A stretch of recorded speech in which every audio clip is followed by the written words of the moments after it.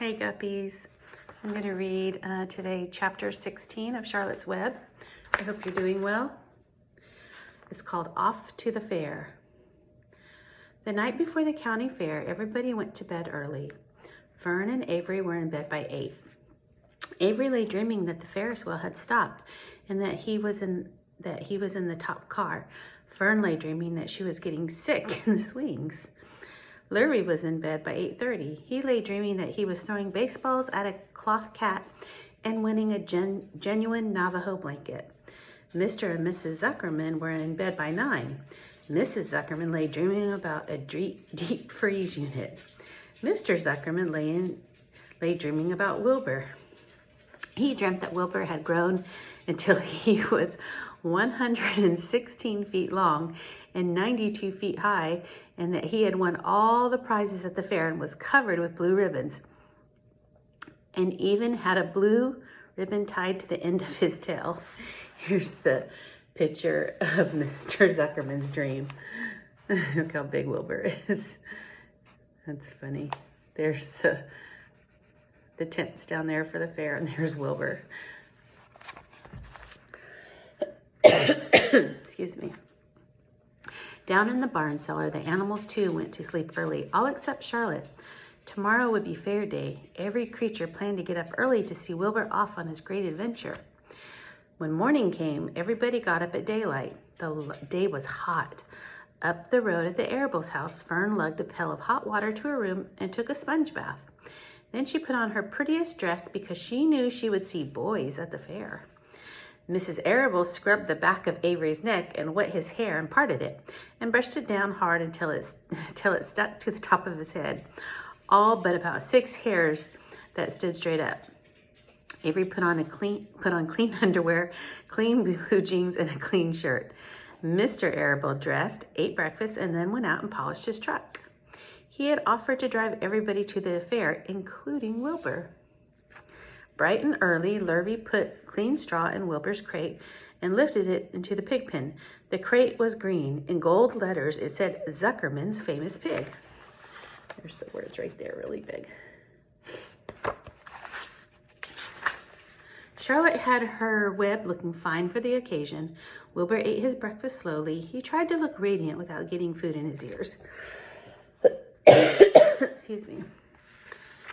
In the kitchen, Mrs. Zuckerman suddenly made an announcement. Homer, she said to her husband, I'm going to give that pig a buttermilk bath. A what? Said Mr. Zuckerman. A buttermilk bath. My grandmother used to bathe her pig with buttermilk when it got dirty. I just remembered. Wilbur's not dirty, said Mr. Zuckerman proudly. He's filthy behind the ears, said Mrs. Zuckerman. Every time Lurvy slaps him, the food runs down around the ears. Then it dries and forms a crust. He also has a smudge on one side where he lays in the manure.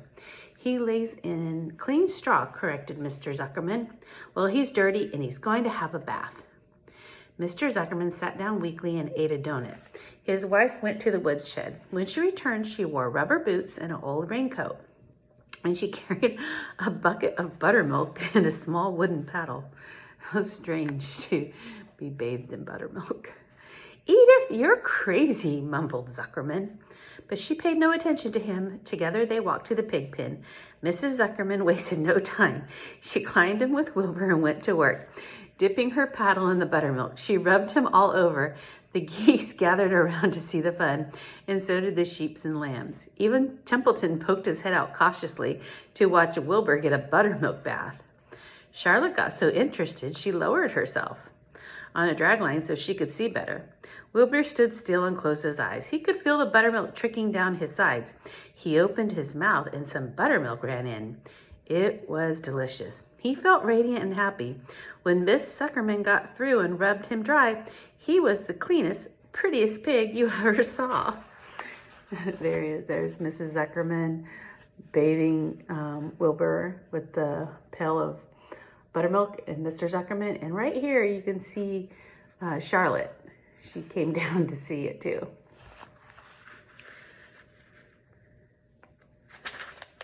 He was pure white, pink around the ears and snout, and smooth as silk.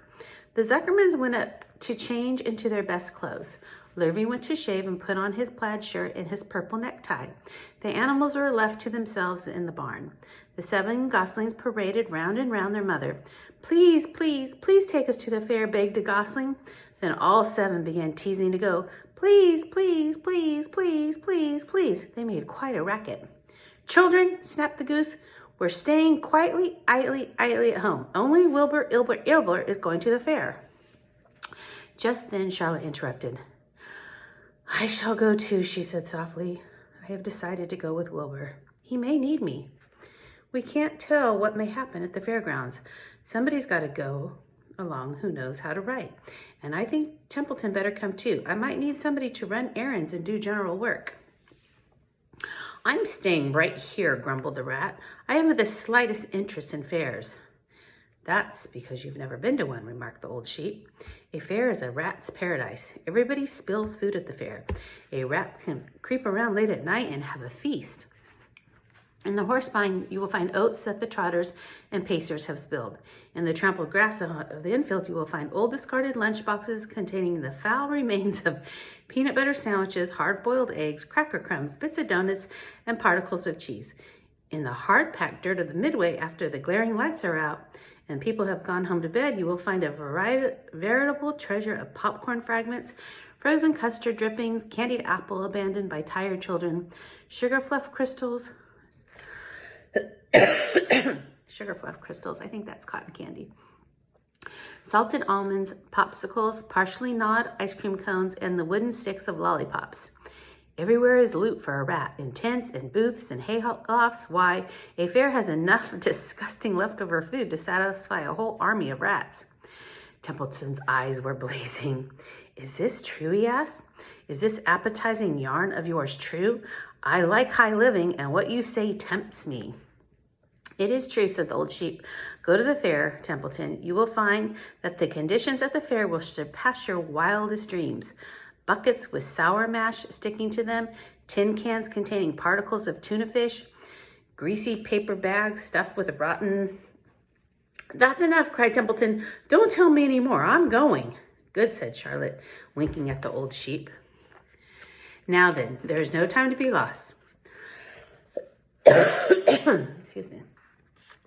Wilbur will soon be put into the crate. Temple and I must get into the crate right now and hide ourselves. The rat didn't waste a minute. He scampered over to the crate, crawled between the slats, and pulled straw up over him so he was hidden from sight. All right, said Charlotte. I'm next. She sailed into the air, let out a dragline, and dropped gently into the ground. Then she climbed the side of the crate and hid herself inside a knothole in the top board. The old sheep nodded. What a cargo, she said. That sign ought to say, Zuckerman's famous pig and 2 stowaways. Look out, the people are coming, shouted the gander. Cheese it, cheese it, cheese it. The big truck with Mr. Arable and the wheel backed slowly down toward the barnyard. Lurvy and Mr. Zuckerman walked alongside. Fern and Avery were standing in the body of the truck, hanging onto the sideboards. Listen to me, whispered the old sheep to Wilbur. When they open the crate and try to put you in, struggle. Don't go without a tussle. Pigs always resist when they are being loaded. If I struggle, I'll get dirty, said Wilbur. Never mind that. Do as I say, struggle. If you were to walk into the crate without resisting, Zuckerman might think you were bewitched. He'd be scared to go to the fair. Templeton poked his head through the straw. Struggle if you must, said he, but kindly remember that I'm hiding down here in this crate and I don't want to be stepped on or kicked in the face or pummeled or crushed in any way or squashed or buffeted about or bruised or lacerated or scarred or biffed. Just watch what you're doing, Mr. Radiant, when they get shoving you in. Be quiet, Templeton, said the sheep. Pull in your head, they're coming. Look radiant, Wilbur. Lay low, Charlotte. Talk it up, geese. The truck backed slowly to the pig pen and stopped. Mr. Arable cut the motor, got out, walked around to the rear, and lowered the tailgate. The geese cheered. Mr. Arable got out of the truck. Fern and Avery jumped to the ground, and Mrs. Zuckerman came walking down from the house. Everybody lined up at the fence and stood for a moment admiring Wilbur and the beautiful green crate. Nobody realized that the crate already contained a rat and a spider. That's some pig, said Mrs. Arable. He's terrific, said Lurvy. He's very radiant, said Fern, remembering the day he was born. Well, said Mrs. Zuckerman, he's clean anyway. The buttermilk certainly helped. Mr. Arable studied Wilbur carefully. Yes, he's a wonderful pig, he said. It's hard to believe that he was the runt of the litter. You'll get some extra good ham and bacon, Homer, when it comes time to kill that pig. Wilbur heard those words and his heart almost stopped. I think I'm going to faint, he whispered to the old sheep who was watching. Kneel down, whispered the old sheep. Let the blood rush to your head. Wilbur sank to his knees, all radiance gone. His eyes closed. Look, screamed Fern, he's fading away. Hey, watch me, yelled Avery, crawling on all fours in the crate. I'm a pig, I'm a pig. Avery's foot touched Templeton under the straw. What a mess, thought the rat. What fantastic creatures boys are. Why did I let myself in for this? The geese saw Avery in the crate and cheered. Avery, you get out of that crate this instant, commanded his mother. What do you think you are? I'm a pig, cried Avery, tossing handfuls of straw into the air. Oink, oink, oink. The trucking is rolling away, Papa, said Fern. The truck, with no one at the wheel, had started to roll downhill. Mr. Arable dashed to the driver's seat and pulled on the emergency brake. The truck stopped. The geese cheered. Charlotte crouched and made herself as small as possible in the knothole so Avery wouldn't see her. Come out at once, cried Mrs. Arable. Avery crawled out of the crate on hands and knees, making faces at Wilbur. Wilbur fainted away. The pig is passed out, said Mrs. Zuckerman. Throw water on him. Throw buttermilk, suggested Avery. The geese cheered. Lurvy ran for the pail of water. Fern climbed into the pen and knelt by Wilbur's side. It's sunstroke, said Zuckerman. The heat is too much for him. Maybe he's dead, said Avery. Come out of that pig pen immediately, cried Mrs. Arable. Avery obeyed his mother and climbed into the back of the truck so he could see better. Lurvy returned with cold water and dashed it on Wilbur. Throw some on me, cried Avery. I'm hot too. Oh, keep quiet, hollered Fern. Keep quiet. Her eyes were brimming with tears. Wilbur, feeling the cold water, came to. He rose slowly to his feet while the geese cheered. He's up, said Mr. Arable. I guess there's nothing wrong with him. I'm hungry, said Avery. I want a candied apple. Wilbur's all right now, said Fern. We can start. I want to take a ride in the Ferris wheel. Mr. Zuckerman and Mrs. Arable and Lurvy grabbed the pig and pushed him head first toward the crate. Wilbur began to struggle. The harder the men pushed, the harder he held back. Avery jumped up and down and joined the men. Wilbur kicked and thrashed and grunted. Nothing wrong with this pig, said Mr. Zuckerman cheerfully, pressing his knee against Wilbur's behind. All together now, boys, shove. With a final heave, they jammed it into the crate. The geese cheered. Lurvy nailed some boards across the end so Wilbur wouldn't back out. Then, using all their strength, the men picked up the crate and heaved it aboard the truck. They did not know that under the straw was a rat and inside a knothole was a big gray spider. They only saw a pig. Everybody in, called Mr. Arable. He started the motor. The ladies climbed in beside him. Mr. Zuckerman and Lurvy and Fern and Avery rode in the back, hanging onto the sideboards. The truck began to move ahead. The geese cheered. The children answered their cheer, and away went everybody to the fair. So I forgot to show you this picture. That's Lurvy throwing water onto Wilbur to wake him up when he fainted.